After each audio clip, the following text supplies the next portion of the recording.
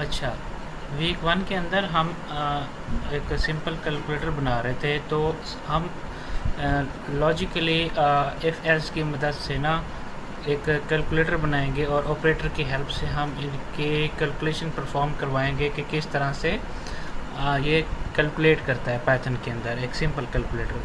Floats, हम मैंने आपको बताया था कि फ्लोट्स वो डाटा पॉइंट्स होते हैं जो डॉट में आते होते हैं, 7.5 8.5 इस तरह से। तो नंबर वन जो लिखा हुआ है ना, वो हमने वेरिएबल लिया है, वो वैल्यू को असाइन करवाने के लिए यूज़ होता है। जैसा कि ऑपरेटर है, ये भी एक वेरिएबल है, ठीक है। ये इनपुट को वेरिएबल के अंदर स्टोर करवाएगा। तो हमने सेकंड में कहा कि इनपुट ऑपरेटर, ठीक है, ऑपरेटर इनपुट करे। हमारे पास इस ऑपरेटर्स होते हैं, एडिशन होता है, मल्टीप्लिकेशन होता है, डिवीजन होता है, ठीक है, और रिमाइंडर होता है। इस तरह से हमारे पास ऑपरेटर्स होते हैं और आगे जाके हम इनको पढ़ेंगे तो मज़ीद क्लियर होगा। और ये क्या है कि आपके एडिशन मल्टीप्लिकेशन को परफॉर्म कराने के लिए हम ऑपरेटर का यूज़ करेंगे, ठीक है। उसके बाद हम आते हैं कि हमारे पास नंबर 2 हो, ठीक है, और उसमें हम भी फ्लोट वाला डेटा लेते हैं कि फ्लोट वाला डेटा हो हमारे पास और उसमें इनपुट हो हमारे पास, ठीक है। समझ रहे हैं ना आप कि किस तरह से हम फर्स्ट नंबर ले और फिर ऑपरेटर ले और उसके बाद आपका दूसरा नंबर ले और फिर उनको आप ऐड करवाएं, आपकी मर्ज़ी, आप डिवीजन करवाएं, आपकी मर्ज़ी, आप मल्टीप्लिकेशन करवाएं या माइनस करवाएं, वो आपकी मर्ज़ी होगी, ठीक है। मैं कहता हूँ इंटर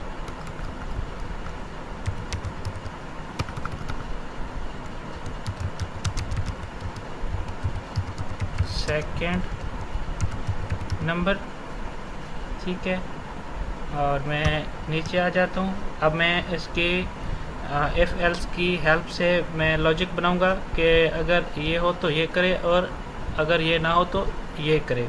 मैं कहता हूँ if operator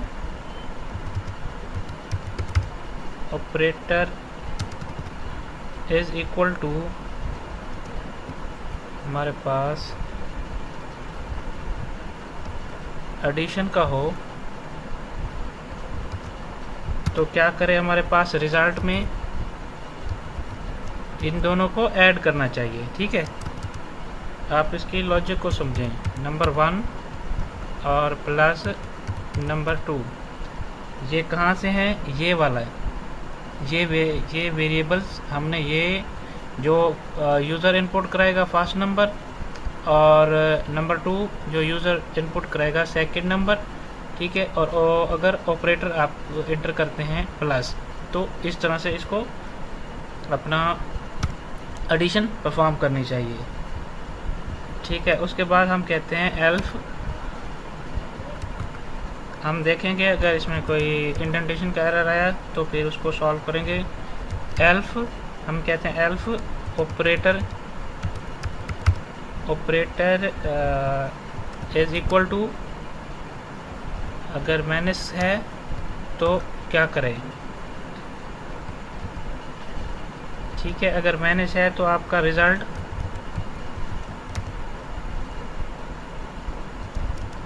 number 1 minus number 2 होना चाहिए, ठीक है। ये सिंपल एक लॉजिक बन रही है। उसके बाद हम कहते हैं, ये देखें एल्फ को मैं उसके इंडेंटेशन से बचाने के लिए उस सीक्वेंस में लिख रहा हूँ ताकि मेरे पास इंडेंटेशन एरर ना आए। इंडेंटेशन एरर बेसिकली स्पेस का एरर होता है जो आपके कोड के अंदर जब वो आता है तो फिर आपका कोड एग्जीक्यूट होना बंद हो जाता है, ठीक है।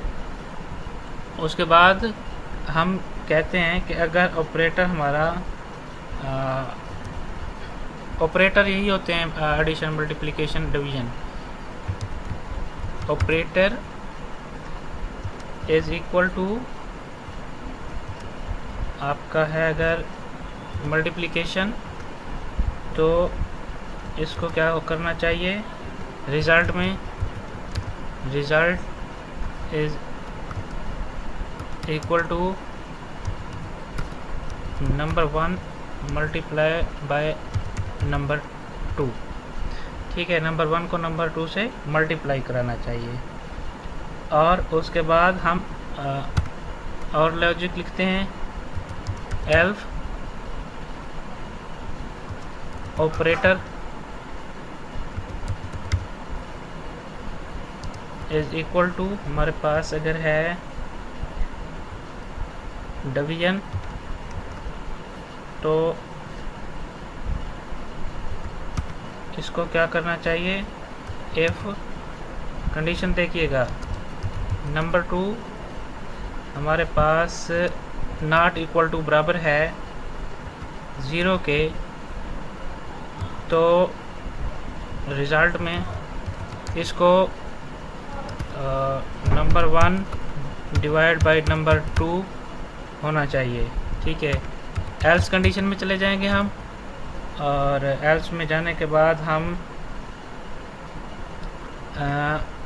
रिज़ल्ट को कहेंगे कि अगर ये सब चीज़ें नहीं आ रही तो आप प्रिंट करवा दो,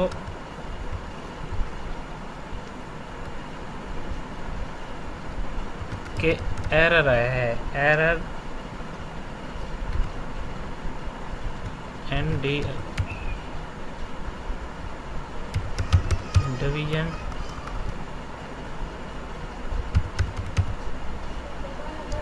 बाई 0। ठीक है, और उसके बाद हम चाह रहे हैं कि आप इसको प्रिंट करवा दें, रिज़ल्ट को प्रिंट पढ़ा था हमने और उसी का यूज़ आ रहा है। आपको पता चल रहा होगा कि प्रिंट हम क्यों यूज़ कर रहे हैं, प्रिंट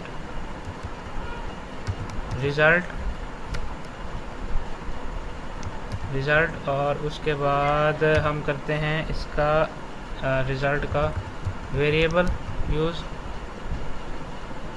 और हम इसको ट्राई करते हैं कि एरर ना आए। चले, उसने पूछा है fast enter the fast number, fast float number, float value ले रहे हैं हम करते हैं 7.1। अब उसने कहा है इंटर द ऑपरेटर इंटर करो, हम चाह रहे हैं हमारी एडिशन हो। अब हम इंटर करते हैं, देखिएगा ज़रा, और उसने पूछा सेकेंड नंबर ऐड करो, हम सेकेंड नंबर ऐड करते हैं 2.1। ठीक है, अब इंटर किया है मैंने, हमारे पास इसने एडिशन करके हमें नहीं दी, तो देखते हैं कि इस कहाँ पे एरर आया है, और इसको यहाँ पे एरर कहाँ दिया है इसने, एडिशन करनी चाहिए थी इसको, और आगे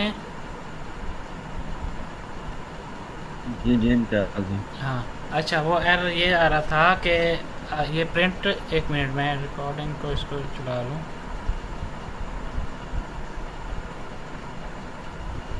अच्छा ठीक है। अच्छा, उसमें ये आ रहा था कि एल्स के बाद ना प्रिंट वाला कोड एल्स के अंदर आ रहा था, तो इस वजह से वो उसको प्रिंट नहीं कर रहा था। ठीक है, अच्छा हम देखते हैं 2.2 इंटर किया और हम एडिशन करते हैं, पहले एंटर किया फिर 2.2, अब हमारे पास 4.4 रिज़ल्ट आ गया। अब इसका मतलब ये है कि ये हमारे पास एक्यूरेटली काम कर रहा है। अगर आप इसको माइनस करेंगे तब माइनस भी होगा। आप कोई फ्लोट नंबर लिखते हैं 2.5 एंटर, और आप चाहते हैं कि इसको मल्टीप्लाई करवाएं, आप लिखते हैं 2.1 एंटर, फिर ये इसकी मल्टीप्लिकेशन होके आ गई। ये एक सिंपल कैलकुलेटर बन के आपके पास आ गया। क्या हुआ, क्या था, हमने कोई फ्लोट वैल्यू इनपुट की, हम यूज़र हैं, हमने इसके अंदर इनपुट वैल्यू एंटर करवाई, और पहले उसने हमसे नंबर मांगा कि आप कौन सा फास्ट नंबर एंटर करना चाह रहे हैं। फिर उसने कहा, इस लाइन में देखें कि उसने यही कहा कि आप अपना नंबर एंटर करें। ये num1 as a variable use हुआ है जो वैल्यू को अपने अंदर स्टोर करता है, असाइन करता है। इनपुट हमने दी, हम यूज़र हैं। उसके बाद उसने कहा ऑपरेटर इनपुट करो, कौन सा ऑपरेटर आप लगाना चाह रहे हो, एडिशन करवाना है, मल्टीप्लिकेशन करवानी है, माइनस करवाना है या डिवीजन करवाना है। तो हमने वो ऑपरेटर दिया, और उसके बाद उसने कहा है कि सेकंड नंबर दो, और सेकंड नंबर के बाद हम इफ़ एल्स के ऊपर चले गए, इफ़ वो खुद से चेक करता है, तीन चीज़ें हमने इनपुट कर दी, हम यूज़र हैं, हमने इनपुट कर दी, फिर वो खुद चेक करता है कि अगर एडिशन हो रही है तो इन दोनों को यहाँ पे देखें ज़रा, इन दोनों को आप ऐड कर दो। अगर एल्फ ऑपरेटर आपका मैनेज है, ठीक है, अगर आपका मैनेज है तो इन दो नंबरों को आपस में मैनेज कर दो। अगर ऑपरेटर आपका मल्टीप्लिकेशन है तो आप इनको मल्टीप्लाई कर दो। अगर डिवीजन है तो डिवीजन करो और उसके बाद नॉट इक्वल टू 0 करो ताकि डिवीजन एरर ना आए। अगर इनमें से भी कोई आपने गलत ऑपरेटर एंटर कर दिया है तो फिर वो आपको इनवैलिड ऑपरेटर के नाम से करवाए। मैं आपको करके दिखाता हूँ। अब देखिए ज़रा 2 पॉइंट ये किया, मैं ना कोई इनवैलिड चीज़ डाल देता हूँ इसको ऑपरेटर की बजाय, ठीक है, ये डाल देता हूँ और मैं ये वैल्यू उसके बाद देता हूँ। अब उसने हमें कहा है कि आपने ऑपरेटर इनवैलिड दिया है। हमारे पास ऑपरेटर्स जो होते हैं वो एडिशन, मल्टीप्लिकेशन, डिवीजन्स, ठीक है, और ये सारे क्या है हमारे पास ऑपरेटर्स होते हैं। मज़ीद हम इनको आगे पढ़ेंगे।